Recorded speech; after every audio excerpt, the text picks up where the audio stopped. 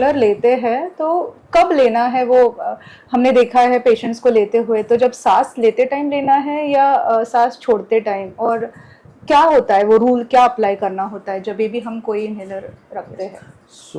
मैं एक जैसे कॉमन डेमोन्स्ट्रेशन आपको दे देता हूँ कि हाँ। कैसे हम लोग को इनहेलर लेना चाहिए। नॉर्मली हम लोग देखा जाएगा तो इनहेलर सबसे बड़ा रहता है। इनहेलर में कैसे रहता है, बहुत बार पहले एक डोज काउंटर रहता है, उसमें हम लोग दिखा सकते हैं कि डोज कितना होना चाहिए और कितना बचा है कितना नहीं है। पहले आपको एक लंबी सांस लेके छोड़नी है, तो आप पूरा लंग्स को एम्प्टी कर देंगे, राइट। वापस उसका ढक्कन खोलना है, आपको मुंह में रखना है, एक बार प्रेस करना है, आपको मुंह से जोर से खींच के लेना है। बाद में सांस को एक 2 से 3 सेकंड के लिए रोक के रखिए और मुंह बंद करके नाक से छोड़िए। तो इससे क्या होगा, आपका एक पफ फेफड़ों में चला जाएगा, मेडिसिन भी एब्जॉर्ब हो जाएंगे, और उसको आप जब नाक से छोड़ेंगे तभी वो बेसिकली वापस रिबाउंड भी हो जाएगा और आइदर साइनसेस नहीं तो एयरवेज को और हेल्प करेगा आपका, राइट। हर बार कोई भी पफ लेने के बाद नेबुलाइजेशन ना रोटाकैप्स लेने के बाद सबसे जरूरी है गरारा करना, खुला करना। उससे क्या रहेगा, जो मेडिसिन जो मुंह में है वो निकल जाएगा और उसके साइड इफेक्ट नहीं होंगे, राइट। तो नॉर्मली ये डायरेक्टली इसको मीटर-डोज इनहेलर बोलते हैं, तो कॉमनली यूज हुआ जाता है। और पंप ऐसा, मतलब आपने जैसे पहले बताया कि पंप कभी भी बंद नहीं होता, ऐसे नहीं है, कब बंद हो सकता है, पर उसके लिए हम लोग को कोशिश करनी पड़ेगी। दूसरी चीज है स्पेसर के साथ लेना, राइट। तो एक स्पेसर करके डिवाइस रहता है जो हमें मुंह में रखते हैं, उसको इनहेलर अटैच करते हैं और वो मेडिसिन लिया जाता है। इसमें कैसे रहता है, स्पेसर के और इनहेलर की वजह से उसकी कार्य क्षमता बढ़ती है। अच्छा। मतलब जो नेबुलाइजर से होने वाला ड्रग मेडिसिन है वो उससे भी होगा ऐसे। अच्छा, वैसे दिया जाता है। हम जैसे हमारे काफ़ी ऑडियंस हिंदी मूवीज़ काफ़ी देखती है, तो जिसमें हमने ये देखा था कि अगर कोई भाग रहा है और उसके पास फिर उसे जो ब्रेथलेसनेस होता है और इनहेलर होता, रखना बहुत ज़रूरी है। क्या कहेंगे सर, क्या इनहेलर कैरी करना ब्रोंकियल अस्थमा के इन पेशेंट्स में ज़रूरी है? सो देखिए, ब्रोंकियल अस्थमा के पेशेंट्स में इनहेलर कैरी करना बहुत ज़रूरी है अपना, क्योंकि जो इनहेलर रहता है उसके दो प्रकार रहते हैं, एक तो कंट्रोलर एंड रिलीवर। कंट्रोलर मतलब हम लोग जो सुबह शाम मेडिसिन देंगे, जो उन घर पे रहेंगे कंट्रोल करते हुए। रिलीवर मेडिसिन कैसे रहता है, जो इमीडिएटली कोई भी सिचुएशन में, इमरजेंसी सिचुएशन में लेने के लिए।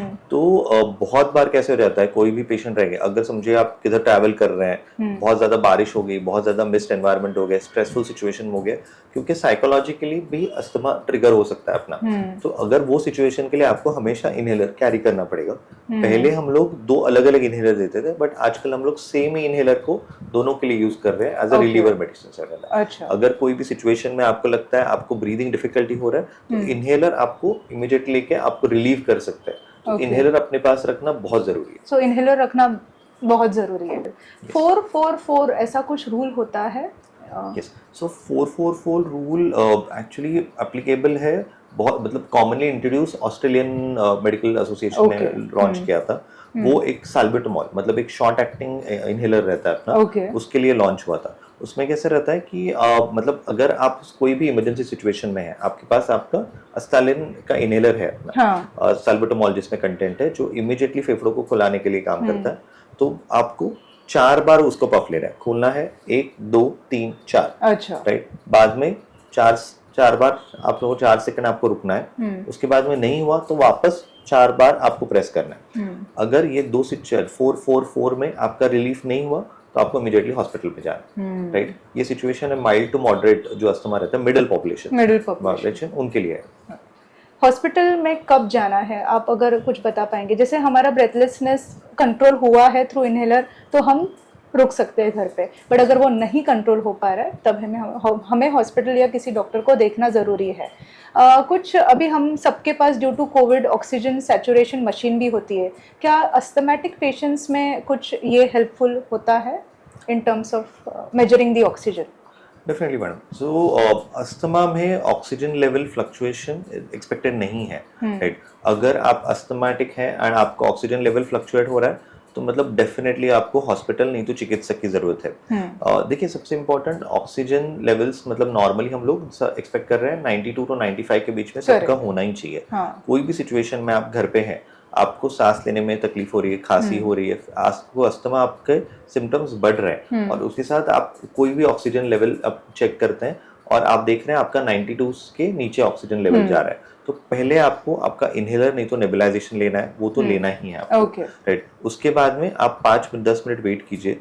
अगर वो टाइम में अगर आपके सिम्टम्स नहीं कम हो रहे, बढ़ रहे हैं, आपको बुखार आ रहा है, आपके बलगम में कफ बन रहा है जो पीला कलर का है, ये सब चीजें हो रही है, तो ये अस्थमा बढ़ने के सिम्टम्स है। आप इमिडिएटली हॉस्पिटल में जाइए, आप बेसिकली इमिडिएटली ट्रीटमेंट लीजिए, तो क्योंकि आपको जरूरत है टैबलेट्स के साथ आपको आईवी मेडिकेशंस के, और वो तुरंत वो कंट्रोल में हो सकता है, राइट। क्योंकि अस्थमा में सबसे जरूरी है आपको चीजें आइडेंटिफाई करना, जो प्रॉब्लम है उसको जल्दी समझिए और जल्दी उसका इलाज कीजिए।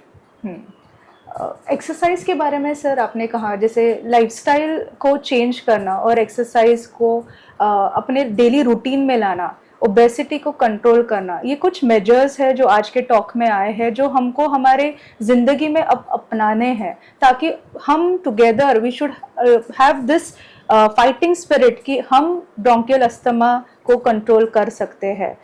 ऐसे कुछ फूड होते हैं, जैसे हमारे पेशेंट्स से और एक सवाल ऐसे आया था कि हमें क्या खाना चाहिए या खट्टा कुछ खाने से अस्थमा बढ़ जाता है, इस पे अगर सर कुछ कहेंगे। ऐसे पर्टिकुलरली खट्टा खाने से अस्थमा नहीं होता। सुपर फूड्स बोलते हैं हम लोग, जिसको अस्थमा में बहुत सारा लेना चाहिए, वो होते हैं एंटीऑक्सीडेंट्स। एंटीऑक्सीडेंट्स लाइक एप्पल है, बेरीज है अपने, राइट, ब्लूबेरीज है, पोमोग्रेनेट है, ये सब एंटीऑक्सीडेंट्स बहुत हेल्पफुल रहता है अस्थमा कंडीशंस पे।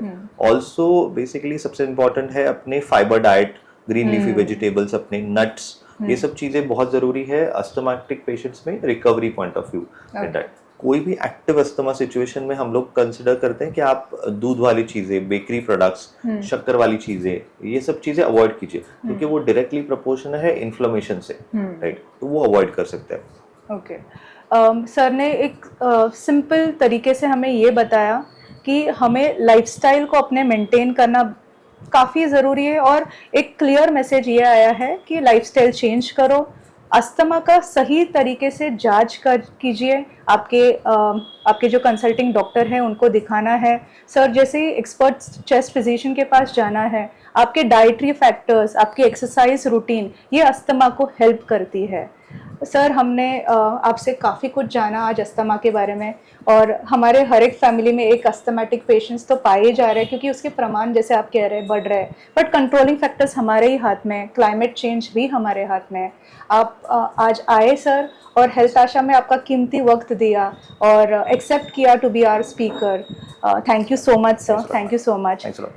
हेल्थ आशा का एक यही मोटो है कि आप तक पहुंचाया जाए एक ऐसा मैसेज जो इजी हो, रूटीन में अपनाए, और हम ये हेल्थ अवेयरनेस ड्राइव आपके थ्रू आगे लेकर जाए। आपसे बने रहिए और हमारे इन वीडियोस को प्लीज़ फॉलो कीजिए @health Asha. Meet you again with another health expert. Thank you so much. Thank you. For following our videos and hearing more of such information, do follow Dr. Priya Devlekar's Health Asha, and also to subscribe my channel. If you require any specific health topic to be covered in my talk show, do let me know. Thank you.